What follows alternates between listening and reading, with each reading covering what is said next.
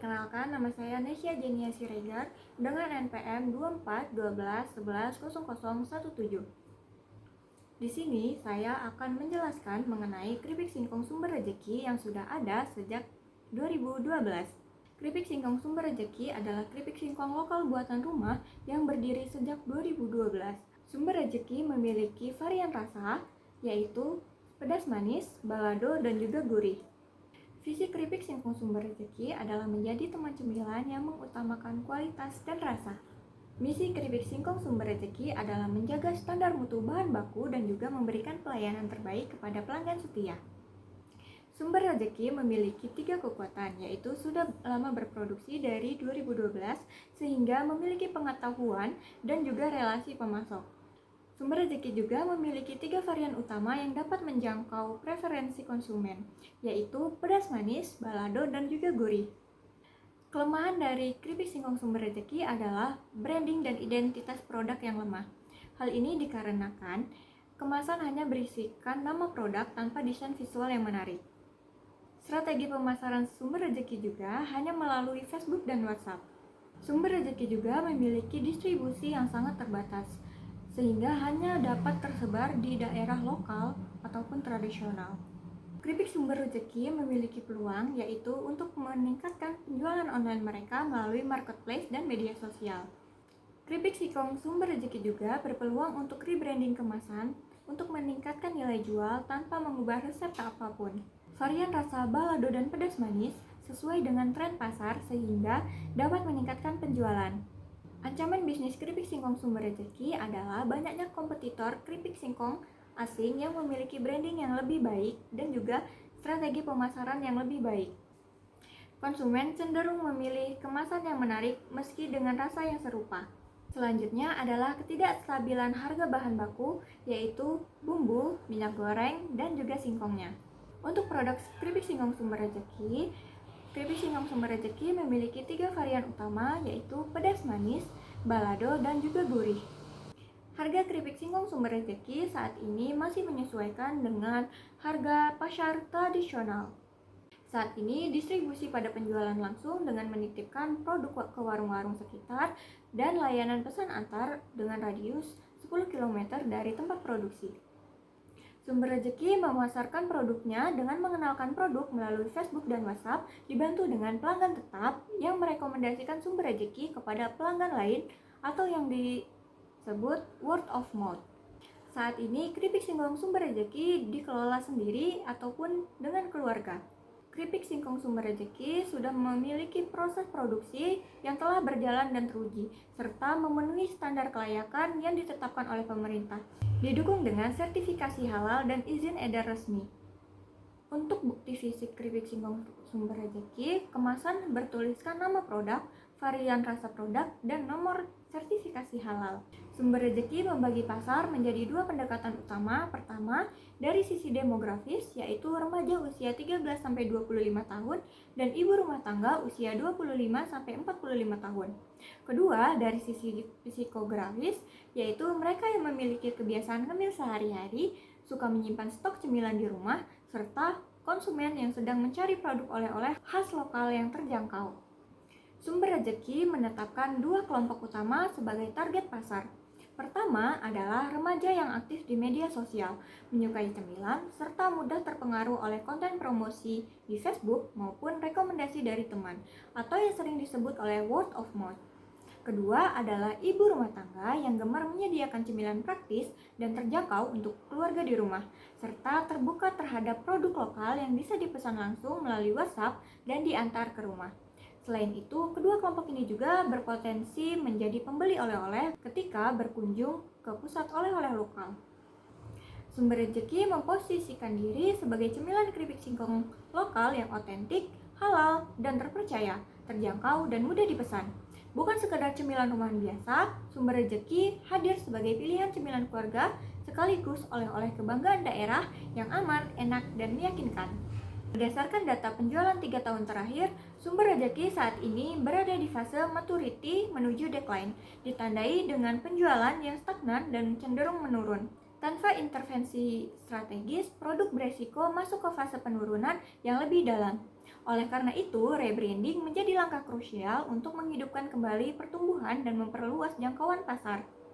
Strategi sumber rezeki yang digunakan untuk keberlangsungan usaha yaitu bertumpu pada satu fondasi utama, yaitu rebranding sebagai pemicu pertumbuhan baru, yang kemudian didukung oleh penetrasi pasar yang lebih luas, pemasaran digital yang konsisten, dan loyalitas pelanggan yang terbangun melalui kualitas produk dan pelayanan yang baik. Strategi yang pernah digunakan sumber rezeki selama bertahun-tahun, sumber rezeki telah berhasil membangun loyalitas pelanggan secara organik. Produk keripik singkong dengan 3 varian rasa, pedas manis, balado, dan juga gurih, dikenal baik oleh pelanggan setia di lingkungan sekitar dan pengunjung pusat oleh-oleh lokal. Kepercayaan konsumen dibangun bukan melalui iklan besar-besaran, melainkan melalui konsistensi rasa dan kekuatan word of mouth yang mengakar kuat. Promosi melalui Facebook dan WhatsApp juga telah berjalan dan berhasil mempertahankan komunikasi dengan pelanggan lama. Kehadiran di pusat oleh-oleh menjadikan sumber rezeki sebagai salah satu pilihan cemilan lokal yang sudah dikenal dan dipercaya oleh masyarakat setempat.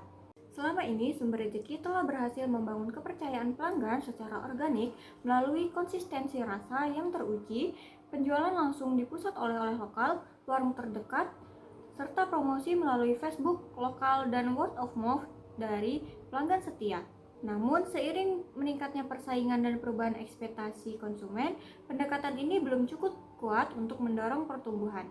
Oleh karena itu, sumber rezeki kini bersiap melakukan rebranding menyeluruh dengan memperbarui identitas visual, memperkuat narasi merek, dan mengaktifkan kembali komunitas pelanggan agar produk yang sudah dicintai ini kembali relevan dan tumbuh menjangkau pasar yang lebih luas.